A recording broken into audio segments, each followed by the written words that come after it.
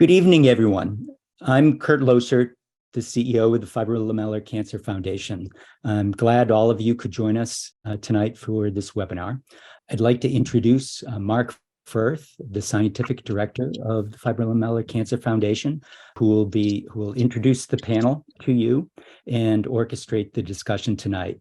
If at any point during this conversation, anyone has questions, there's a Q&A button at the bottom of your Zoom screen. So if you entered your questions into that, we'll make sure that Mark and the panelists are aware of those questions and they'll be able to answer them as we proceed. But with that, I'd like to turn things over to Mark Furth, who will introduce the panelists and the topics for discussion tonight. Mark?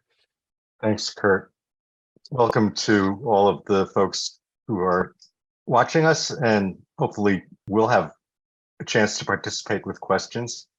We have a terrific panel for what is the third in a series of webinars that we've hosted on the broad topic of how precision medicine is being applied more and more to rare cancers, as well as to the more common ones. And we've talked a little bit about what we mean by precision medicine, about precision medicine as it's viewed from the point of view of genes and the action of genes to help classify and diagnose tumors more accurately. We've talked quite a bit about some of the implications of that for treatment. But tonight we're really going to focus on how one matches an appropriate treatment to a cancer based on molecular or genetic and biochemical information of the type that is now becoming increasingly available, really since the success of the Human Genome Project. And it's a special challenge for rare cancers. The pharmaceutical industry and academic investigators both, on average, put a great deal more resource, and the funding agencies put much more resource into trying to find new treatments for the most common cancers, lung, colon, et cetera. The rare cancers sometimes get left out of that discussion, even though, as we talked about in some of the earlier discussions, there actually are special reasons to focus on some of the rare cancers because they have a very interesting underlying mechanism, and sometimes because across that one rare cancer, there's a lot more homogeneity and a lot better chance to really design an absolutely correct precision drug. So we'll talk with three experts about how to do that. I'd like to introduce Razelle Kurzrock Ray from the Medical College of Wisconsin. It's a relatively new home for her. She's had a very distinguished career in oncology at the true forefront of bringing precision medicine and targeted therapies, as they're called, into the arena for many different cancers. And she's actually had a very long and productive focus and passion about rare cancers, and I think increasingly so over the past few years. And that includes actually fibrolamellar carcinoma, which is, of course, the one that our foundation is most interested in. John Scott is actually a close colleague within the fibrolamellar community. He's been a leader in the field of protein kinases and signaling within cells for several decades. If I gave you his full academic pedigree, we wouldn't have time for the webinar because it's pretty distinguished. He's the chairman of pharmacology at the University of Washington in Seattle and has a named professorship there, named in part after the Nobel laureate with whom he actually began his studies on signal transduction as a postdoctoral fellow some years ago. Nabeel Bardeesy is an outstanding cancer biologist from the Mass General Hospital and Harvard Medical School. There, among many things he does of importance, he's the head of a gastrointestinal cancer SPORE, which is actually a major center for the study of a particular type of cancer funded by the National Cancer Institute. I'd like to start by actually asking Ray to help us to define what the clinical challenge is in bringing new drugs to treat rare cancers in this new world of precision oncology or precision medicine. And what are some of the experiences from your extensive work in this area that kind of shape how we can be effective? Yeah, thank you for asking. Are you able to hear me okay? I think that we've entered a whole new era as a medical oncologist that does basic and translational work and treats patients. And that era is based on the powerful techniques that we have now in precision medicine, where we can in real time understand the underlying basis of a specific patient's tumor. And then we can try in real time to match that patient with therapies. And that there may be different types of therapies. One way to attack a tumor may be to try and impact the underlying molecular alteration. In fibrolamellar cancer, that would be the DNA JB1 PRKACA alteration.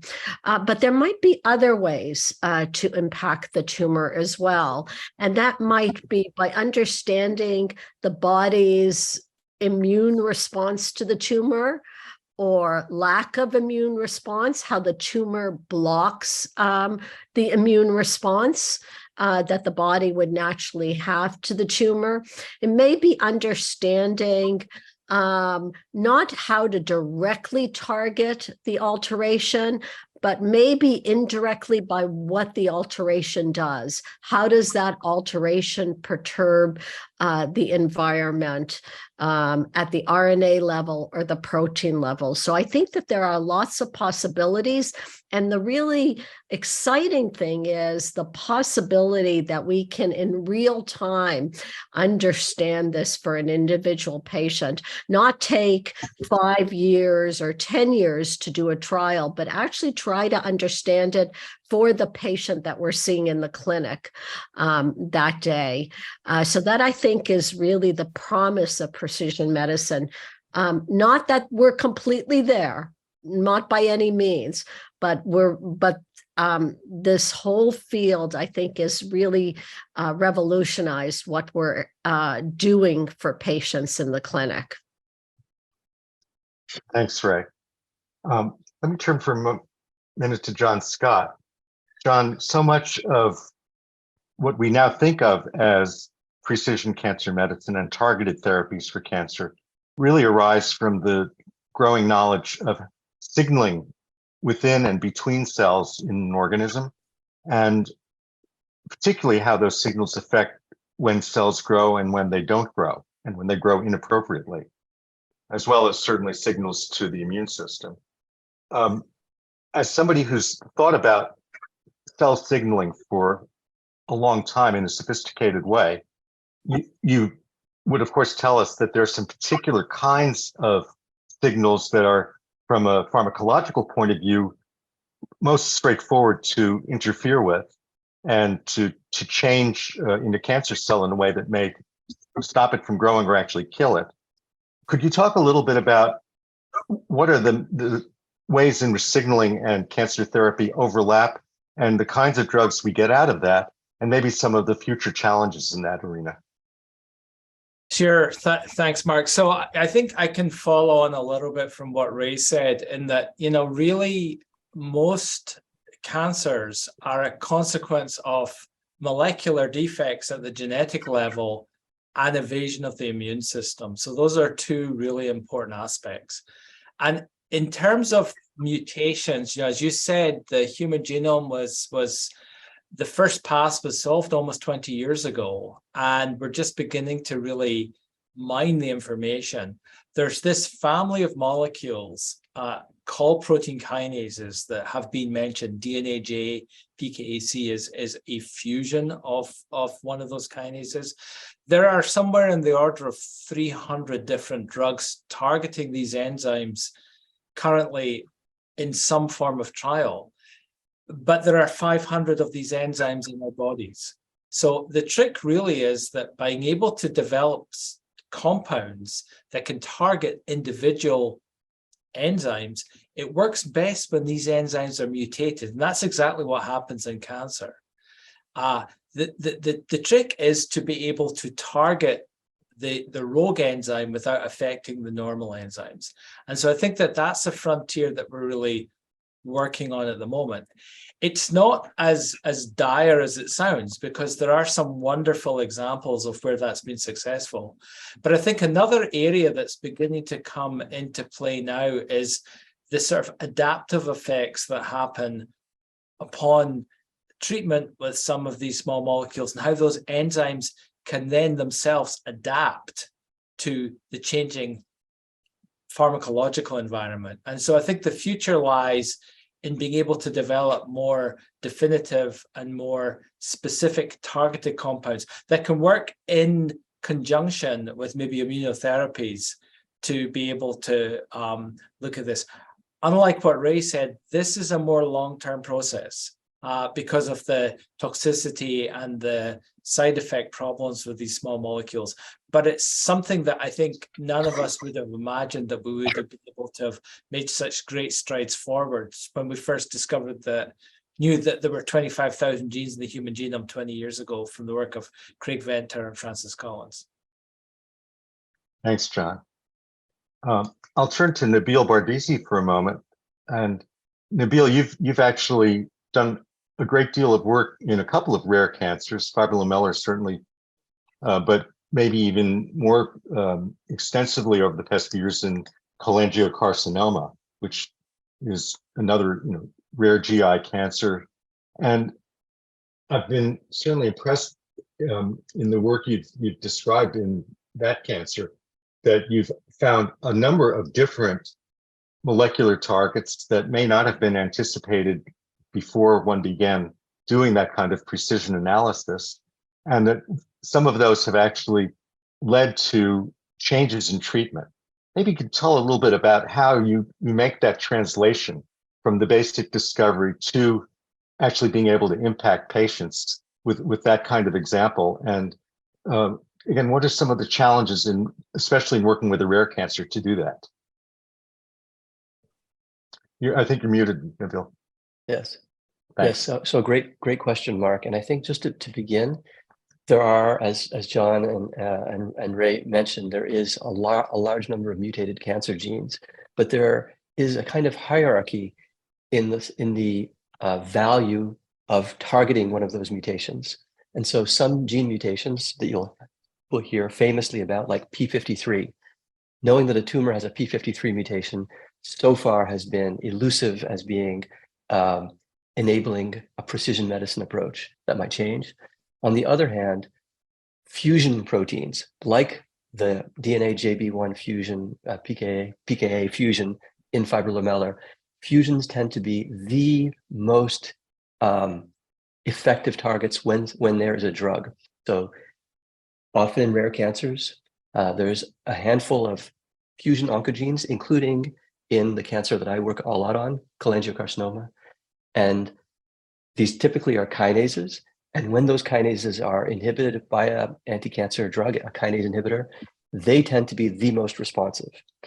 The question, though, in general is, can we know ahead of time before submitting patients to very extensive clinical trials?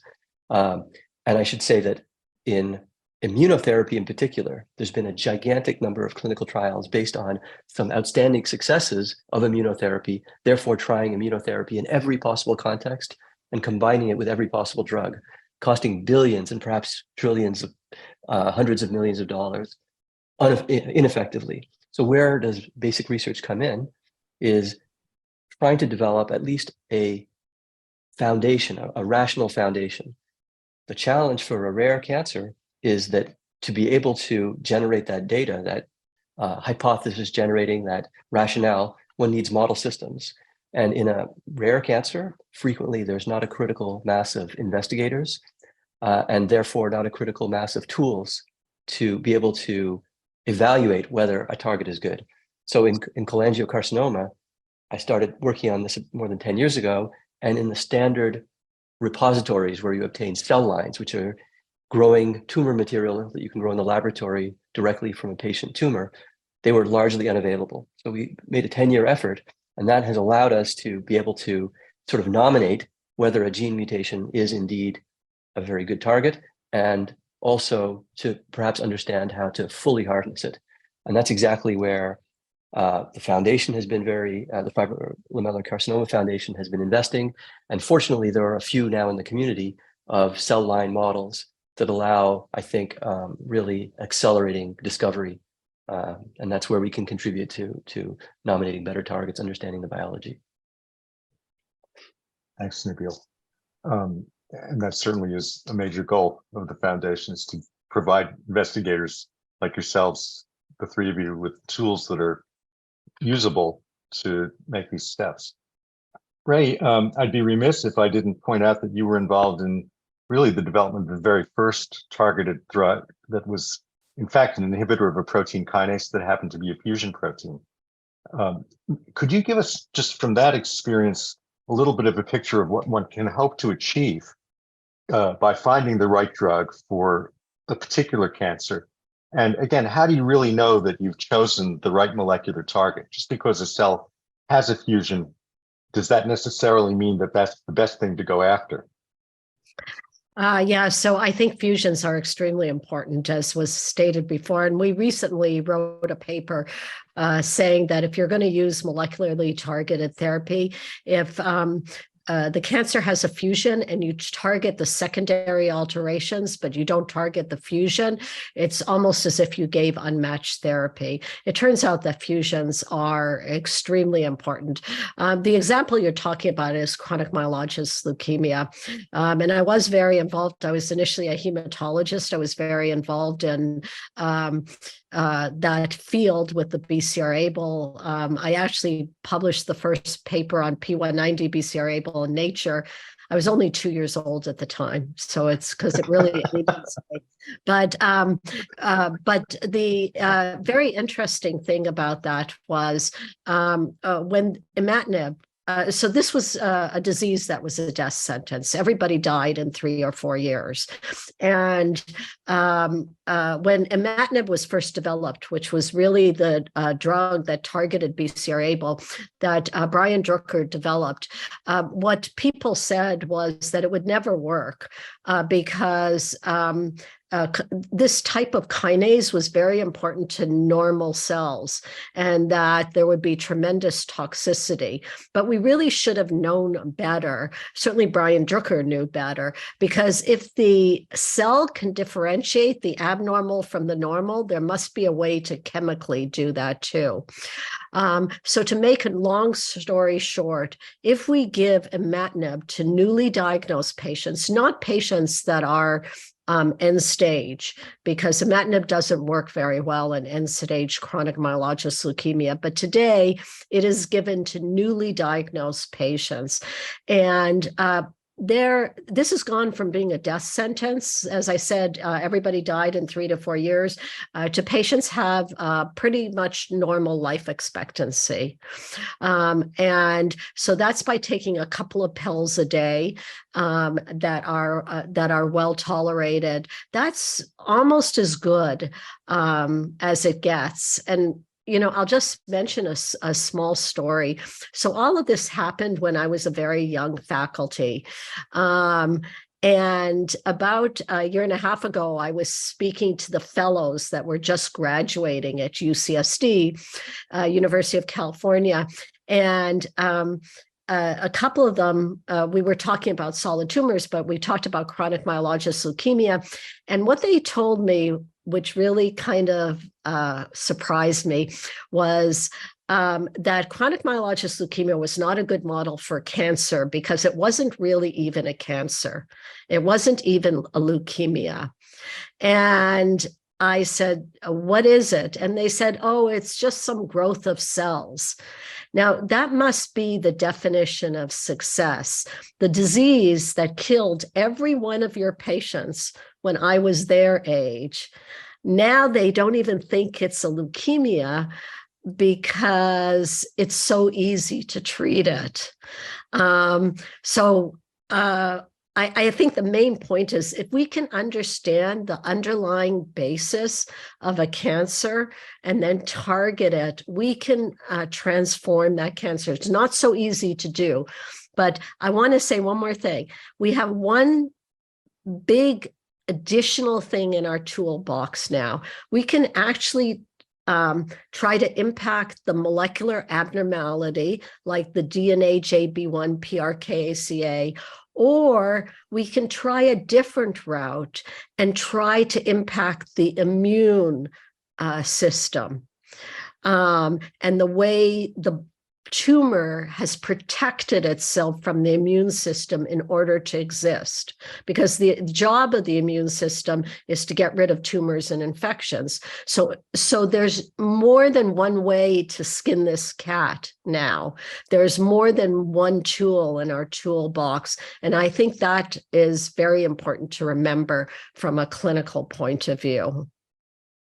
Yeah. And certainly imatinib notwithstanding, most of the successes in cancer therapy over the years have been from combination approaches. And I think the exploration now of targeted therapy, attacking whatever is driving the cancer, on top of trying to remove the cancer's immune defensive, certainly is an area of great excitement and something that looks really promising. So Mark, maybe there's something I can add to this as well. I think that everything that has been said is absolutely correct. But another factor, particularly with fusion kinases, is not just DNA JPKAC, but there's fusion kinases in melanoma and various other cancers as well. They often reside in unusual cellular locations so that they see a different spectrum of proteins, because kinases all do the same thing. They phosphorylate proteins, but they are also localized in different places. And I think that that's something where fusions are actually, there's another avenue for targeting there, which is looking at the spatial biology of these pathological enzymes. And that's certainly something that my research group has worked on for many, many years, and does come into play with BCR-ABL as well, because of it's a fusion, and it's a fusion that's more active than the normal enzyme too. So I think by bringing as many different sort of modalities into play, and we can do this so much more rapidly and systematically and rigorously now than we could ever do before. I think that combinations are going to take on a broader term, whether it be immune plus small molecules, or also looking at the subcellular location, which is really a frontier that's further out there, but is very important, because if you can target drugs to a particular, part of the cell, you can use less of that drug. And that's going to cut down on side effects. I think that that's a promissory note, more so than some of the other things, but it's very important. I think you anticipated a question that I was going to ask. Let me pose it in a slightly modified form, which is, as we're becoming more sophisticated in understanding what it is that really drives a cancer cell to be out of growth control.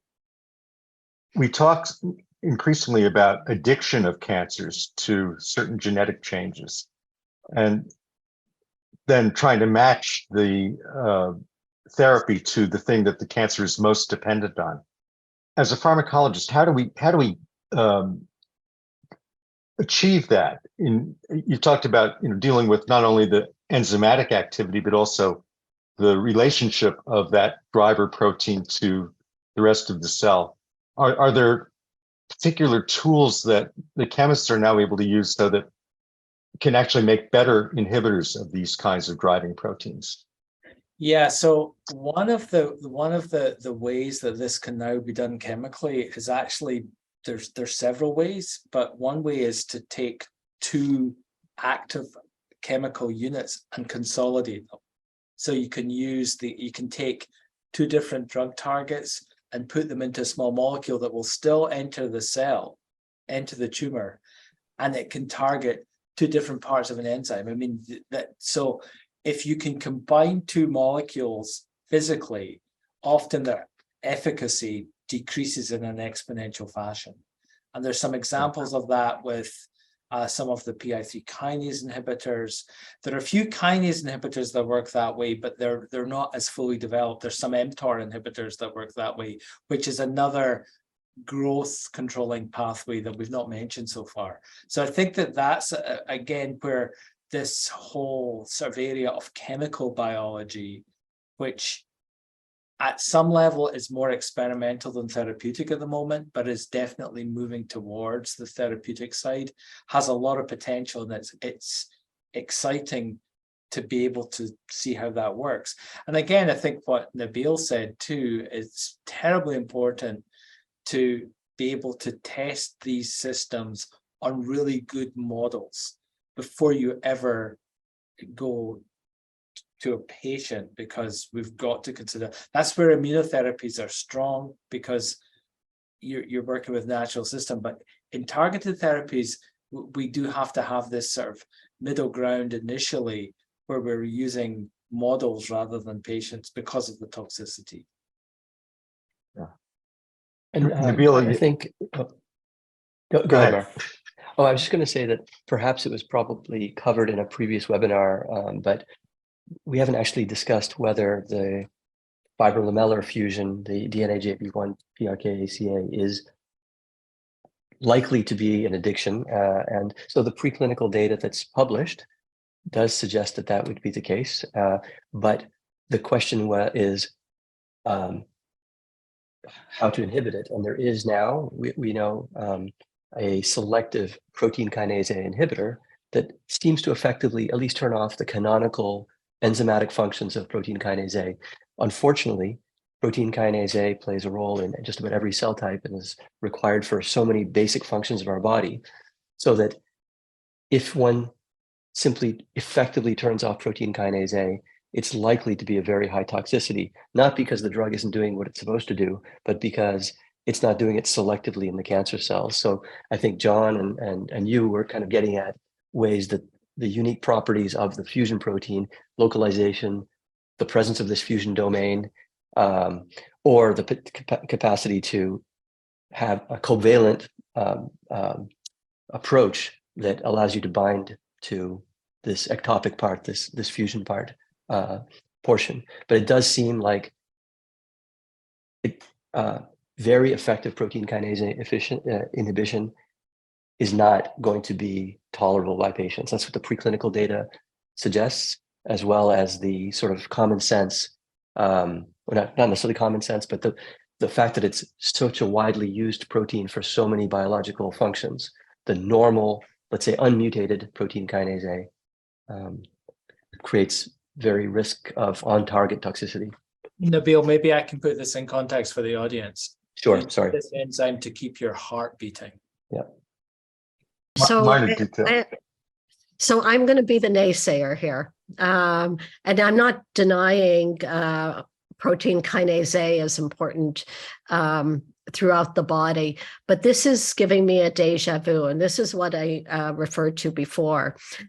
Brian Drucker, everybody, when he brought imatinib or tried to bring imatinib, it was completely rejected initially because of this very same argument that if you inhibited a tyrosine kinase, you would get massive toxicity because so many enzymes in the body are tyrosine kinase. So this may be true for protein kinase A, but this was the exact struggle that Brian Drucker had against almost, I would say, the entire scientific community, who said, if you give this to patients with CML, this is going to be extremely toxic. Well, it turned out, because BCR-ABL is a heightened and abnormal tyrosine kinase, the imatinib was able to differentiate. So that doesn't mean that we won't have a problem with protein kinase A, but I think we have to be careful to understand that there is a history of a similar argument, and yet we were able to overcome it. So if we develop the right molecules, I think we absolutely should be able to overcome it, because DNHAB1 PRKACA is not a normal protein kinase. It's been made aberrant in some way through the fusion. So Ray, a great point. In this case, at least the early data, so there is this new selective molecule, which John can comment on it, but it looks like it's very selective for protein kinase A. So it's really targeting, and the mice used in mice, and the mice get heart attacks at the dose that would be required to effectively completely turn off the mutant gene in a mouse model. So what we call a xenograft. So they showed that genetically, in this paper that is available online, that genetically, that if you could do the thought experiment of completely turning off PKA or the fusion protein in the tumor cells alone, you would have phenomenal therapeutic benefit. But to dose it high enough to achieve that regression of tumors, mice die within hours. So one of the most toxic of a very selective medicine. But I think that we all agree that there are many, many targets that are ubiquitous, which means expressed in every cell, that initially we would have thought there'd be no what we call therapeutic index, but indeed cancers have a heightened addiction. But I think PKA might be with a unique kind of inhibitor, but perhaps taking advantage of the fusion aberrant activity that will need probably something to completely spare the normal non-mutated form, or at least primarily spare it. But John, I'm sure you have comments as well. Well, I would say that I think that what Ray says is a point well taken, that we should never completely say never. But having generated some of the data that you're talking about, Nabeel, I would agree with you for this particular enzyme. But I think also I can remember Brian Drucker is also actually one of my former running mates. So I remember during the whole time when Gleevec was being developed. But actually the first person I ever heard that talked about ATP competitive inhibitors, which is what we're talking about here, was Yossi Schlesinger at a meeting in Jerusalem, and we all thought he was crazy. So what Ray is saying is true, but remember, these are the success stories. There are many cases where what we're saying is correct, and that's why we do research, is to be able to identify the most promising leads and pass them on. And that's why, we're really pleased that you can be here tonight, that you can hear us discuss this, because it's not straightforward, and we all have the very best intentions at heart to do the best we can for this audience, because we know how important this is. I can certainly say, we've seen tremendous advances in not only the understanding of the signaling process and where the vulnerable points in the cancer might be, but there are now some corresponding advances in chemistry and drug discovery that are making it possible to, at least on paper, design therapies that could be much more selective than what I think of still kind of a first generation kind of chemistry, which has been applied to the protein kinases. And we really have two challenges. One are, the cases like PKA, where it's possible that selectivity between the cancer protein and the normal protein is really crucial. There also are cases where you don't have a convenient fusion protein or a kinase to drug. And people have used the phrase in the pharma industry, I was hearing this already when I was in big pharma, 30 years ago, of quote, undruggable targets. That, the idea that we simply can't do the chemistry to inhibit that particular function. And I think that notion is breaking down. Maybe Nabeel, you could talk a little bit. What are some of the ways that the chemists you interact with or the molecular biologists as well are beginning to solve that problem with, say a transcription factor or a protein where you don't have the simple chemical handle? Yeah, the most famous that is now gaining traction is perhaps the most commonly mutated, what we call oncogene, called KRAS. And that was considered a undruggable target. Yeah. It's mutated in 90% of people with pancreatic cancer or more, terrible cancer, very high proportion of people with lung cancer, and many, many others. And drug companies had completely abandoned even attempts to make medicines, even though laboratory data would suggest that this is likely going to be a driver and cause oncogene addiction. And it took various groups in academia to sort of think out of the box. And one of the approaches was, and again, in line with exactly like Ray was the idea that medicines shouldn't be covalent. So they shouldn't bind to their target, the drug, and then stay there forever. That was thought to be likely causing all kinds of toxic effects. But it turns out that the first inhibitors of this KRAS, this very, very important oncogene, were taking advantage of this covalency. Drugs that specifically used a chemical process that allows the drug to be irreversibly bound to its target. So one of the big breakthroughs is the appreciation that covalency as a drug development strategy is completely legitimate, and there's many now approved covalent inhibitors. So that would be one example of transferring undruggable to druggable, and a general concept. The other is another idea of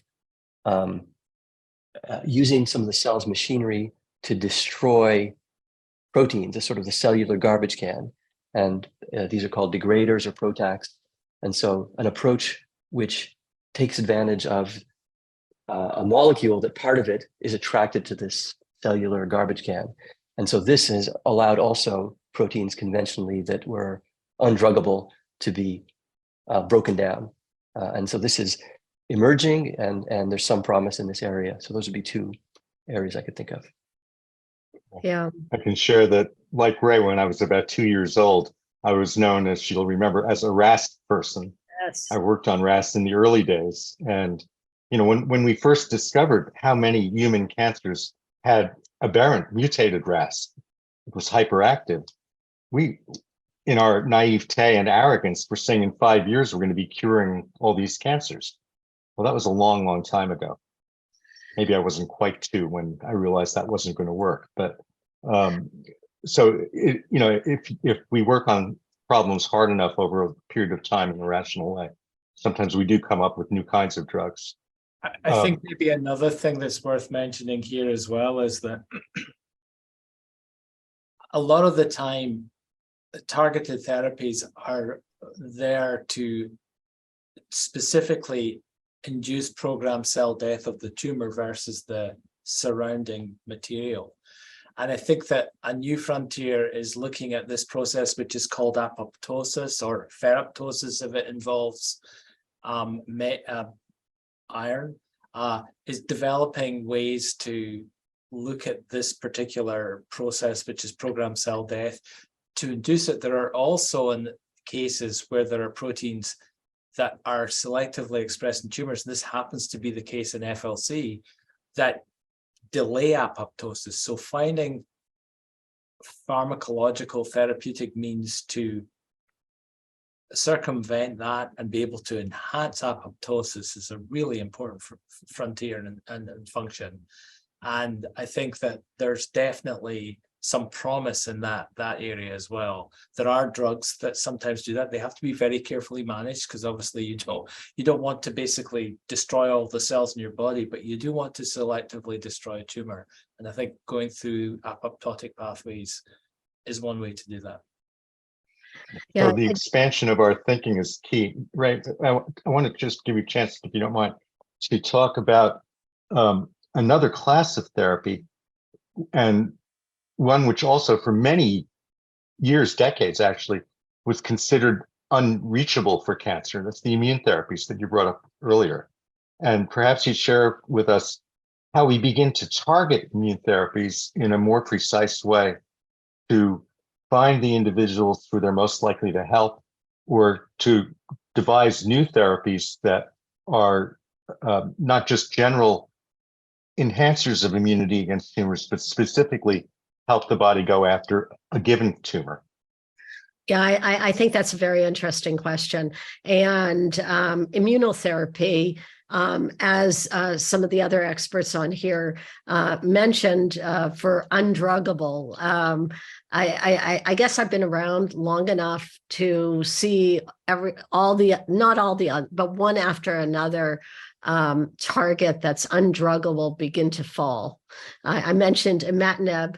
Yeah. It was just mentioned the KRAS G12C. Oh, everybody knew that was undruggable.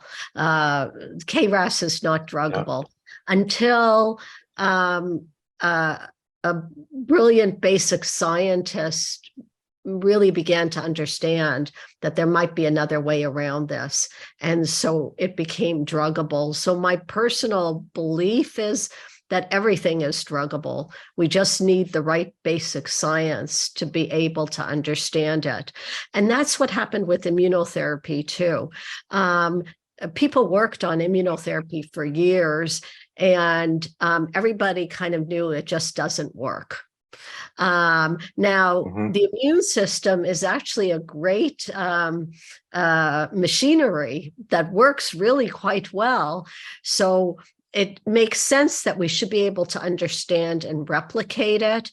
But I was at MD Anderson for a long time. We began to really feel sorry for those people working on immunotherapy because they were losing their grants and everybody knew it didn't work. Now, of course, immunotherapy has a Nobel Prize, including one of the faculty at MD Anderson. But I think some of the lessons of genomics have been lost on immunotherapy, and this was alluded to earlier, that we give immunotherapy to everybody without thinking about what kind of immunotherapy they need. We learned in the genomic space that giving imatinib, which is a BCR-ABL inhibitor, to a patient that doesn't have a BCR-ABL in their tumor is absolutely useless. Or giving a drug that's an EGFR inhibitor to a patient that doesn't have an EGFR mutation that activates the EGFR, that is not a useful thing to do. With immunotherapy, we just give it to everybody, and we don't try and figure out which patient needs which immunotherapy. And that's the essence of precision medicine, is really understanding the individual patient's tumor and then giving them the right drug, not just giving them a drug that happened to work in another tumor. So I think you know that we published a case which I think is really interesting, a fibrolamellar cancer patient. And I want to kind of walk through, because this is the essence of precision medicine. So this was a young woman who was treated in Israel, and she had the DNA JB1 PRKCA alteration, but it's not really druggable. So she had an RNA profile done, and there was a company called Pangea that looks at these profiles and looked at her immune profile. And they suggested that a combination based on her specific immune profile, a combination of a drug, an anti-PD-1 drug, nivolumab, and an anti-CTLA-4 drugs, ipilimumab, would be effective. Now, what is amazing is classically, this patient should have never responded to this combination because she didn't have the classic biomarkers for immunotherapy. Her tumor mutational burden was low, and you need a high burden usually to respond. Her PD-L1, which is a marker, was 0.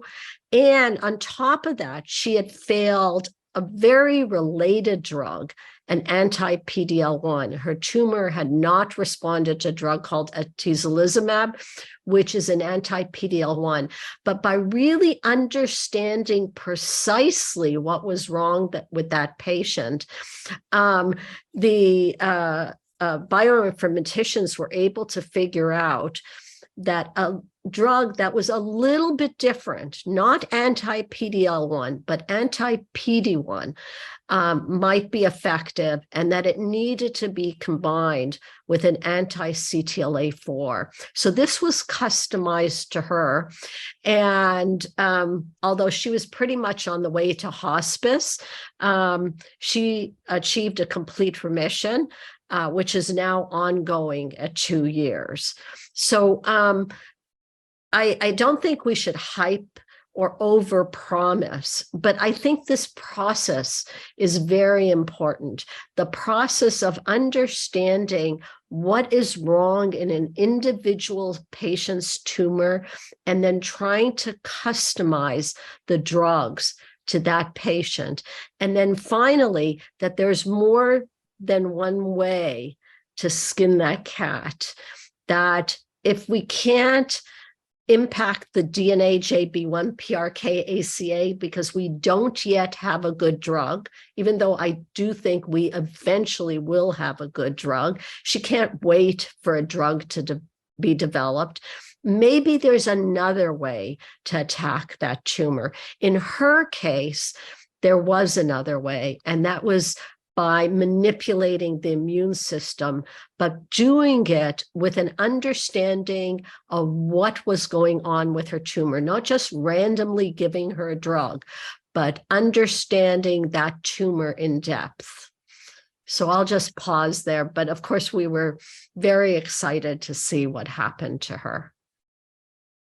I have to say, I have that paper on my desk, and Ray was good enough to share with the community a brief video of the patient, just talking about her experience. And it's one of those things that, you know, it kind of makes us all feel that what we're doing might be worthwhile when you see a success like that. They're rare enough and important enough that it's worth celebrating. But as we think about the immune system, Ray, most of the current success has been either with that kind of so-called checkpoint inhibitor, these antibodies that essentially recognize specific barriers the tumor is putting up to having an immune response and knocking those barriers away. There's been also an effort, sometimes with cell-based therapy, sometimes with either vaccines or other kinds of targeted therapy, to find vulnerable points that the immune system may not be responding to very well, but maybe we can give the immune system sort of an artificial boost. What do you think is the trajectory for more specific directed immune therapy, even as we're trying to do in fibrolamellar, and had a patient here talk about an initial story that was pretty dramatic in trying to get the immune system to target that driver protein, the DNAJ PKAC fusion protein itself, as a target that cells expressing it would be killed. Is that something that we can start to think about more and more as a way that immune therapy may be directed with that kind of precision? So my answer is absolutely yes. I'm a very positive person because I've seen, as I said, everything that was undruggable, like many things that were undruggable, not everything, but many things that were undruggable become druggable. So vaccines are right now having a difficult time. There hasn't been what I would say a major success with vaccines in cancer.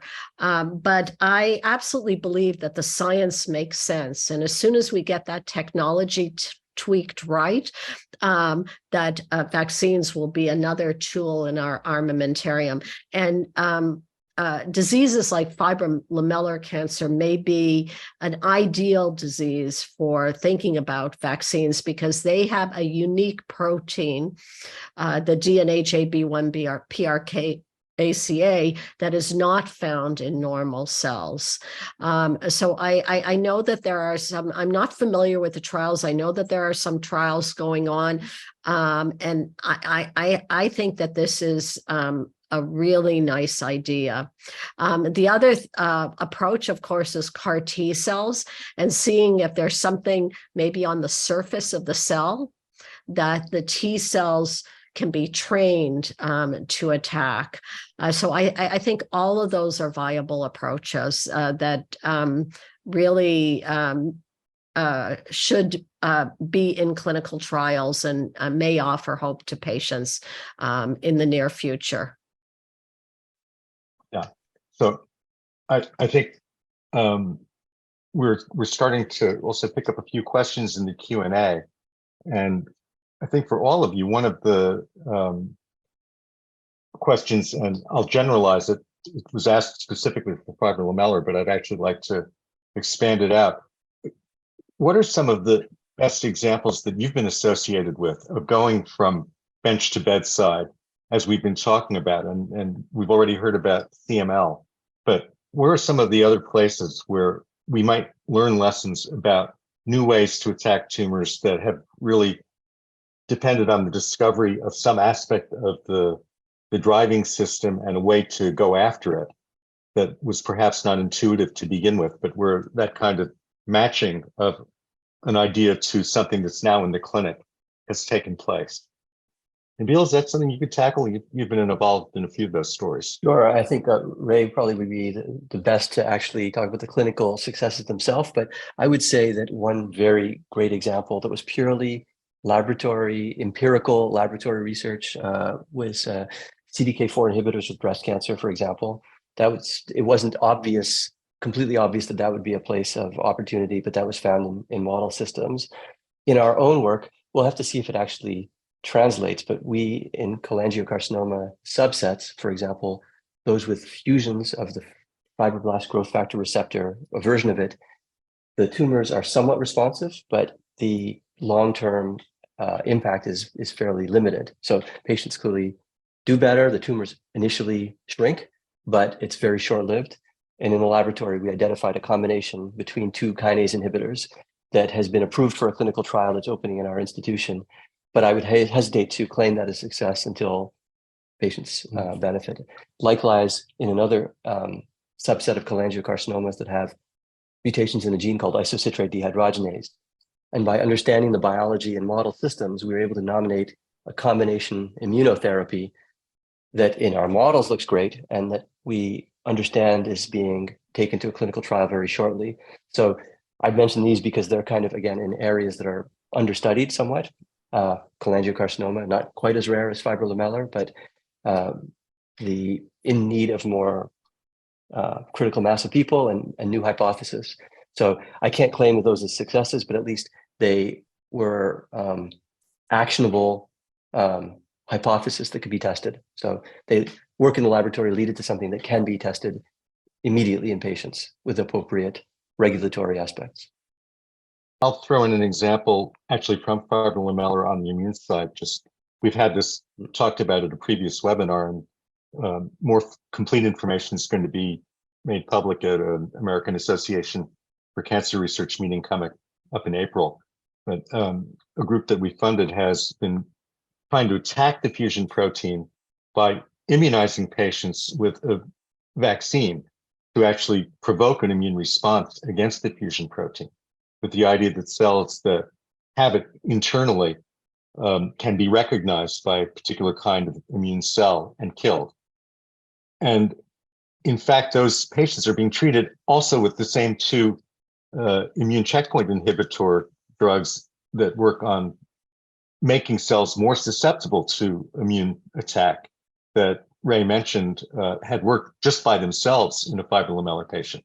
So the trial at Johns Hopkins took those two things together, those two checkpoint inhibitors plus this vaccine to try to really provoke a response that would be specific to fibrolamellar. And that combination has been very effective in a subset of the patients who received it, not all of them. And one of the things that now has to be done, again, in this whole mode of precision medicine and getting to better combinations, is to understand, is there something else that is still limiting in those patients? So, it's just bench to bedside to bench again and back to bedside.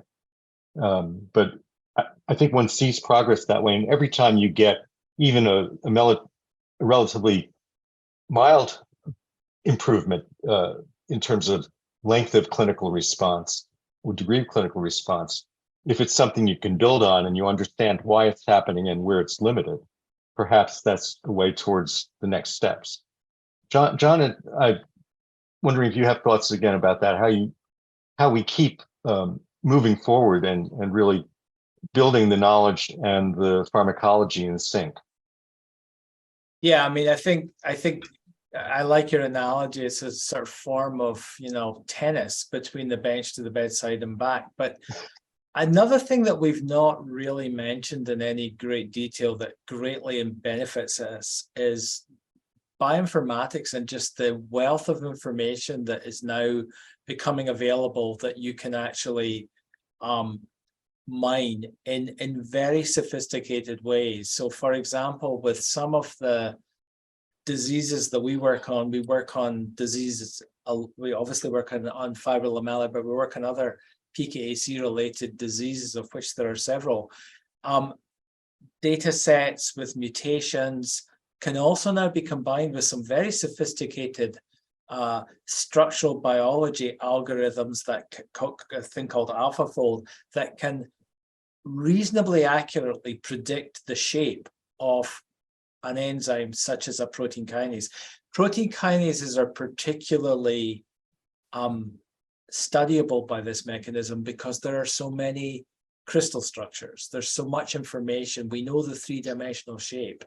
And, as we've all said, very subtle changes in the torque angles between amino acids because of mutations cause cancer.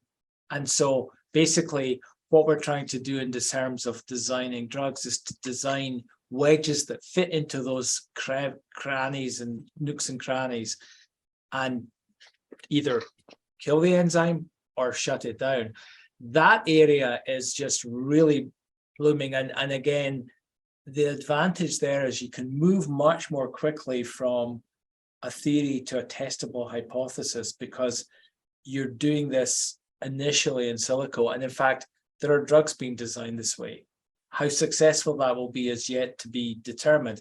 But certainly with the amount of information that we have on fibrolamellar, we've begun to apply this to understanding the molecules that are involved. And this is really something that has actually only become available really in the last 6 months. And we've certainly seen some of those approaches being pioneered in other rare cancers. The Chordoma Foundation has a big program to target the transcription factor that's the driver in that cancer. Yeah. And again, one would have started out initial in saying that's going to be a tall mountain to climb, but they're undertaking that I think have made progress. Nabeel, maybe you could give us just any final thoughts you have on the future. Where should we putting our throw weight to come up with better missiles to attack these cancers in a precise way? Yeah. So again, I'm qualified as a lab scientist. I have to be modest in my ability to predict and certainly. But what I would say is that the preclinical work by a number of groups is emerging to suggest that the fusion protein is indeed a strong drives oncogene addiction, and therefore we have a path forward to try newer ways to target the fusion, but also that it really is an impetus to understand very detailed the molecular circuitry controlled by this fusion protein, with the hope that indeed there will be something that the fusion controls, that it will be an Achilles heel of the cell. So that would be one very obvious way from the type of research that John and I do. And then, of course, understanding the tumor immune interplay with some of the approaches that you described. So a combination, and I think largely there are two camps of researchers that are starting to come together. That is those who are interested in targeted therapy, focusing on gene mutations and how they affect the way cells use nutrients, the way that cells control their gene expression, and so on. And then the camp that studies the tumor microenvironment. But now we're understanding that those mutations do things to the tumor microenvironment frequently, and that the answer will not be, should we use immunotherapy or targeted therapy, but to understand how turning off the oncogene or the pathway it controls either enhances or further suppresses specific immune cells, and then to harness this combination. So I think it's a generic answer, except that I think that at the very least we have something to sort of focus around, which is the functions of the fusion protein at one end. That seems very, very obvious. Perhaps it was obvious you didn't even have to see that preclinical work, but now we do have the preclinical evidence that this fusion doesn't just sort of get the horse out of the barn, doesn't just start the tumor, but very likely is required for its ongoing proliferation. I would say another thing that we haven't spoken about today, that another name for these cancers is oncocytic tumors. And oncocytic refers to the accumulation of abnormal mitochondria, the sort of factories in the cell. These are enormously, very, very evident in the inside of fibrolamellar cell. And it turns out that there are two other cancers that have this fusion protein, oncocytic tumors of the bile duct and the pancreas. And so perhaps there's something to be had to understand how this phenotype, how this property is controlled, and what it might confer in terms of vulnerability to other insults if these are indeed abnormal factories in the cell. So that's more exploratory, but that would be the other angle I would consider. But certainly that area of how tumors get their energy and what they depend on for their own metabolism and how that affects the metabolism of cells around them, including immune cells, is a very rich one that's being explored. Ray, we're almost out of time. Why don't we give you the last word as a clinician?